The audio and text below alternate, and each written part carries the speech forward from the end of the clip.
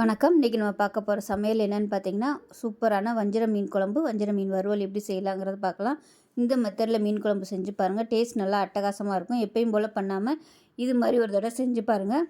வாங்க இந்த அருமையான வஞ்சர மீன் குழம்பு, வஞ்சர மீன் வறுவல் எப்படி செய்யலாங்கிறத பார்க்கலாம். இப்போ ஒரு பிளேட் எடுத்துக்கலாம். இதில் வந்து நல்லா 2 டேபிள் ஸ்பூன் மிளகாத்தூள் சேர்த்துக்கலாம். இப்போ இதில் 1 டேபிள் ஸ்பூன் குழம்புத்தூள் சேர்த்துக்கலாம். இது வந்து கறி குழம்புக்கு நான் அரைச்சி வச்சுருக்க பொடி. இதில் வந்து தனியா, சீரகம், சோம்பு, மிளகு இது மட்டும்தான் போட்டு அரைச்சி வச்சுருக்கேன். மஞ்சத்தூள் இது வந்து நார்மலாக இந்த மாதிரி குழம்புத்தூள் இல்லை அப்படின்னு நினச்சிங்கன்னா தனியாத்தூள், சீரகத்தூள், சோம்புத்தூள், மிளகுத்தூள் சேர்த்துக்கோங்க. தனித்தனியாக கொஞ்சம் கொஞ்சம் சேர்த்துக்கோங்க. 1/4 டேபிள் ஸ்பூன் சோம்புத்தூள் சேர்த்துக்கலாம். இது வந்து எக்ஸ்ட்ரா ஃப்ளேவர் கொடுக்குறதுக்காக. 1 டேபிள் ஸ்பூன் இஞ்சி பூண்டு பேஸ்ட்டு சேர்த்துக்கலாம். 1 டேபிள் ஸ்பூன் சின்ன வெங்காயம் அரைச்ச பேஸ்ட்டு சேர்த்துக்கலாம். இது வந்து நல்ல ஒரு ஃப்ளேவரும் கொடுக்கும், நல்லாயிருக்கும் டேஸ்ட்டும். இப்போ இதில் 1/4 டேபிள் ஸ்பூன் மஞ்சள் சேர்த்துருக்கேன். இப்போ வந்து 2 டேபிள் ஸ்பூன் அரிசி மாவு சேர்த்துக்கலாம். இப்போ 1 டேபிள் ஸ்பூன் கார்ன்ஃப்ளவர் மாவு சேர்த்துக்கலாம். 1/2 டேபிள் ஸ்பூன் உப்பு சேர்த்துக்கலாம்.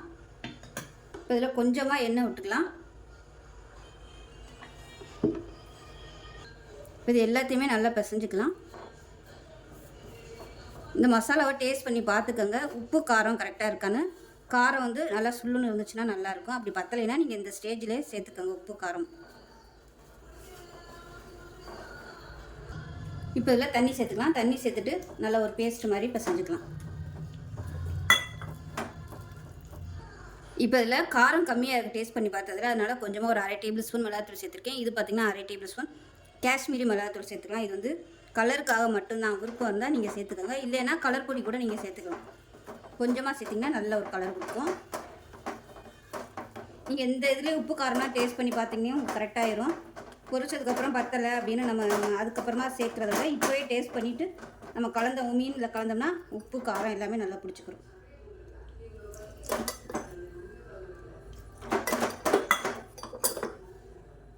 இப்போ நான் இன்றைக்கி எடுத்துருக்க மீன் பார்த்திங்கன்னா வஞ்சர மீன் தான் எடுத்துருக்கேன். இப்போ இந்த மசாலா வந்து மீனில் தடவி தனியாக எடுத்து வச்சிடலாம்.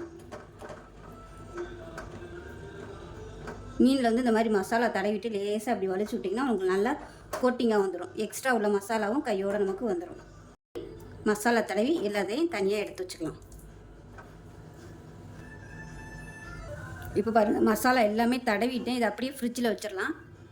இப்போ ஒரு பேன் எடுத்துக்கலாம். நல்லெண்ணெய் சேர்த்துக்கோங்க. இப்போ பாருங்கள் எண்ணெய் நல்லா காஞ்சிருச்சு. 1 டீஸ்பூன் போல் கடுகு சேர்த்துக்கலாம். கொஞ்சமாக வெந்தயம் சேர்த்துக்கலாம். 1 டீஸ்பூன் போல் சோம்பு சேர்த்துக்கலாம். இது கூடவே தாளிப்பு உடம் இருந்துச்சுன்னா கொஞ்சமாக சேர்த்துக்கோங்க. இல்லைன்னா நீங்கள் வெறும் கடுகு, சோம்பு, வெந்தயம் மட்டும் சேர்த்துக்கலாம். இது கூடவே கருவேப்பிலையில் சேர்த்துக்கலாம். ஒரு 5 வரமிளகா சேர்த்துக்கலாம். இப்போ இதில் பார்த்தீங்கன்னா ஒரு 10 சின்ன வெங்காயம், ஒரு பெரிய வெங்காயம், மீடியம் சைஸாக ஒரு பெரிய வெங்காயம் பொடியாக கட் பண்ணதை சேர்த்துக்கலாம். இப்போ உப்பு சேர்த்துக்கலாம். இப்போ இது வதங்கிட்டு இருக்கட்டும். ஒரு சின்ன லெமன் சைஸுக்கு புளி வந்து கரைச்சி வச்சுருக்கேன். நான் வந்து பழைய புளியும் புது புளியும் கலந்து எடுத்து வச்சுருக்கேன். சுடுதண்ணில் ஊற வச்சுட்டேன். இப்போ நல்லா கரைச்சி எடுத்துக்கலாம். இப்போ வெங்காயம் நல்லா வதங்கிட்டு இருக்குது. 10 பல் பூண்டு நச்சு வச்சதை சேர்த்துக்கலாம். ஸோ வெங்காயம் வந்து நம்ம எந்த அளவுக்கு சேர்க்குறோமோ அந்த அளவுக்கு டேஸ்ட்டும் நல்லாயிருக்கும், நல்லா திக்னஸாகவும் இருக்கும் குழம்பு. வெங்காயம் இந்த அளவுக்கு நல்லா வதங்கினதும் ஒரு 15 சின்ன வெங்காயம் மிக்சியில் நல்லா நைஸாக அரைச்சி வச்சுருக்கேன். இதையும் சேர்த்துக்கலாம். இப்போ இந்த வெங்காயம்லாம் நல்லா வதங்கினதுக்கப்புறமா அதை சேர்த்துக்கோங்க. இல்லைன்னா இந்த வெங்காயம் சரியாக வதங்காது. இது வந்து நல்ல ஒரு ஃப்ளேவர் கொடுக்கும் மீன் குழம்புக்கு. ஒரு 2 நிமிஷம் பச்சை வாசனை போக வதக்கி விட்டுக்கலாம். இப்போ வெங்காய பேஸ்ட் நல்லா வதங்கிடுச்சு.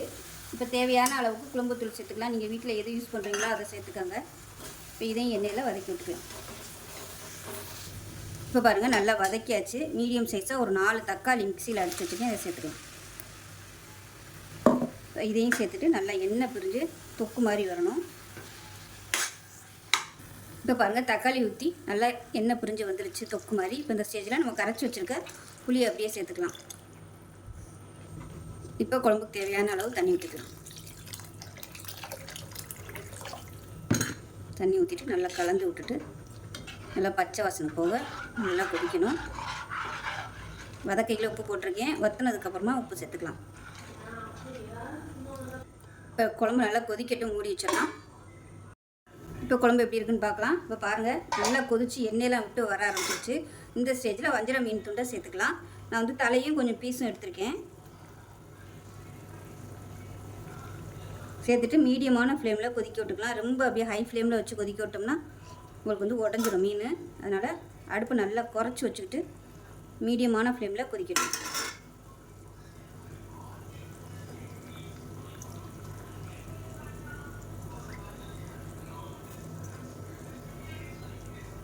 அடுப்பு வந்து நல்லா குறைச்சி வச்சுக்கலாம். லேசாக கரண்டியை வச்சு இப்படி கலந்து விட்டிங்கன்னா மட்டும் போதும். திக்னஸ் வந்து உங்களோட விருப்பத்துக்கு தகுந்த மாதிரி வச்சுக்கோங்க. ஏன்னா நாளைக்கு வச்சு சாப்பிட்ற மாதிரி இருந்துச்சுன்னா ரொம்பவே கெட்டியாயிரும். இப்போவே கெட்டியாக வச்சிங்கன்னா நாளைக்கு ரொம்ப கெட்டியாயிரும். அதனால் பார்த்துட்டு வச்சுக்கோங்க. இப்போ நான் வச்சுருக்கிறது கரெக்டான அளவில் இருக்குது, ரொம்ப தண்ணியாக இல்லை. இப்போ மூடி வச்சிடலாம். இப்போ மீன் வறுக்கிறதுக்கு பாத்திரம் வச்சுக்கலாம். இப்போ இதில் தேவையான அளவுக்கு எண்ணெய் விட்டுக்கலாம். தேங்காய் எண்ணெய் இல்லை கடலை எண்ணெய் விட்டுக்குங்க, சூப்பராக இருக்கும். இப்போ எண்ணெய் நல்லா சூடாயிருச்சு. ஒரு 4-5 கருவேப்பிலை இலையை வந்து அதில் சேர்த்துக்கலாம். இந்த மாதிரி செஞ்சுட்டு இதுக்கு மேலே நீங்கள் மீன் வறுவல் வைக்கும்போது நல்லா வாசனையாகவும் இருக்கும், அடி பிடிக்காது மசாலா எல்லாமே.